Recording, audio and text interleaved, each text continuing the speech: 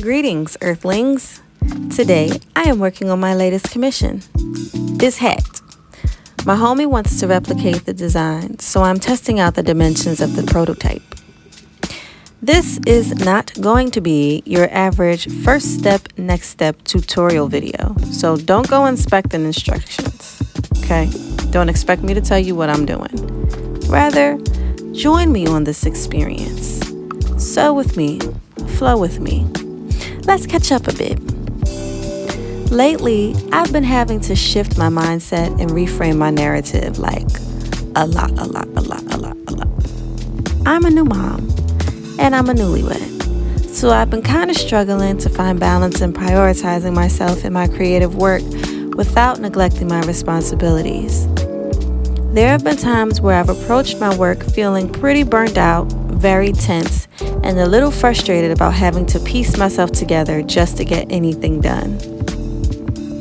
During one of my internal rage fits, as I like to call them, I realized that whatever pressure I'm feeling, whatever anger I'm having, or resentment that begins to manifest itself, I remember two things.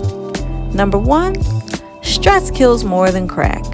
And number two, all the intensities that I feel now would feel so much heavier if I was working full-time on someone else's clock and on somebody else's dollar. That usually helps me calm down when I feel myself starting to spiral.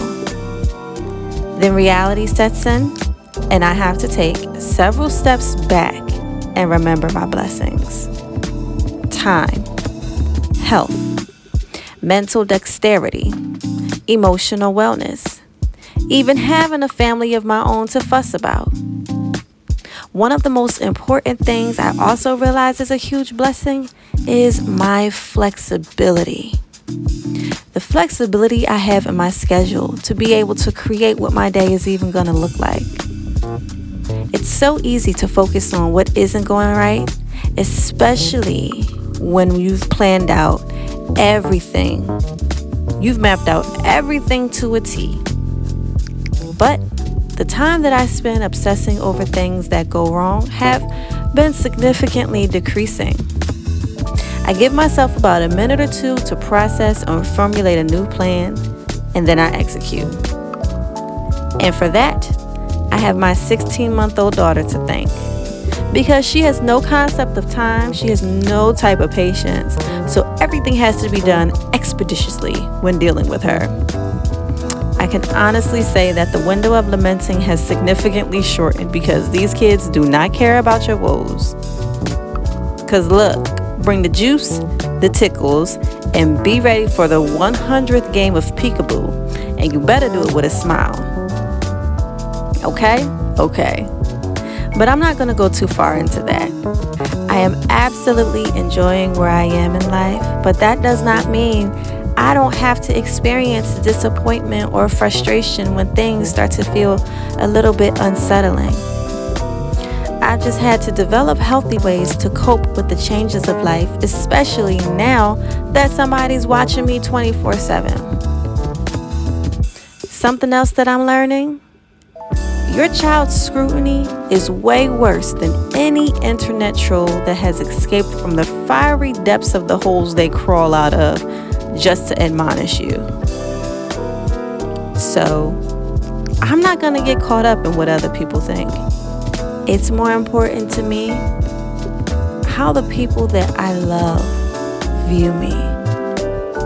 How they can attest to how I treat them when I'm under pressure, when I'm feeling stressed, when I'm feeling disappointment.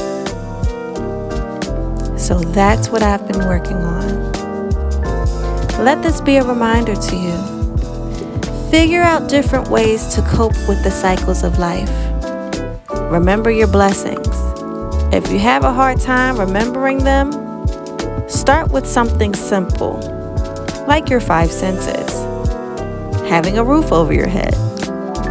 Clean running water in your house. People that love you. Access to resources like the internet that could potentially change your life if you use it optimally. And speaking of the internet, I'm gonna make this point real quick. Do not get caught up in the comparison game. Now more than ever, the whole fake it till you make it vibes are at an all-time high. I'm talking unprecedented high. Like, if your bio says it, then it must be true. Never mind the training or experience one must acquire, but that's neither here nor there. To make it in this day and age, you really have to be what they say, authentic. You have to be all right with you in order to be successful. What do I mean by be all right with yourself? I mean just being content within your spirit. Look at yourself. Decide what's worth accepting and accept the things about yourself that you cannot change. And on the other hand, decide what areas need growth. And then proceed to working on changing the things that you're able to. The last thing you want to do is compare yourself to somebody else. That undermines your entire existence, and to be honest, kind of cheapens your value. That's not quite the signal you want to be sending to your central nervous system. Never let anything get the best of you, my dear. Always remember, you are blessed. From the top of your head to the soles of your feet. Don't forget to count them. Until next time, peace and purple.